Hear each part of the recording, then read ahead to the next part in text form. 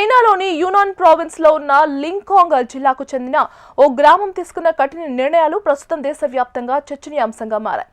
సంప్రదాయ కుటుంబ విలువలు, నైతికతను కాపాడాలనే ఉద్దేశంతో గ్రామ పెద్దలు అమలు చేసిన నియమాలు సోషల్ మీడియాలో వైరల్ అవ్వడంతో ఇప్పుడు అధికారులు కూడా జోక్యం చేసుకున్నారు. వివాహం కాకముందే కలిసి జీవిస్తే ఏటా 500 యువాన్లు అంటే సుమారు 6,000 రూపాయల జరిమానా విధిస్తామని గ్రామ పెద్దలు ప్రకటించారు.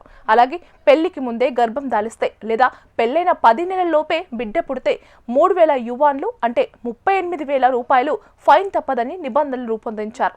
అలాగే ఇతర గ్రామానికి చెందిన వ్యక్తిని వివాహం చేసుకుంటే 1,500 యువాన్లు అంటే సుమారు 19,000 రూపాయలు జరిమానా చెల్లించాల్సి ఉంటుందని పేర్కొన్నారు.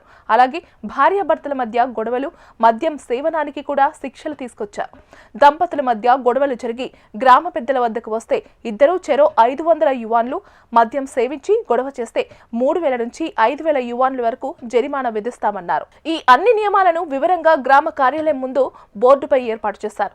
ఆ బోర్డు ఫోటో సోషల్ మీడియాలో వైరల్ కావడంతో ప్రభుత్వ అధికారులు రంగంలోకి దిగారు. చట్ట విరుద్ధమైన నిబంధనలుగా భావిస్తూ ఆ బోర్డును తొలగించాలని ఆదేశించారు. గ్రామ పెద్దలు మాత్రం తమ నిర్ణయాల వెనుక ఉద్దేశం కుటుంబ విలువలను కాపాడటమేనని స్పష్టం చేశారు.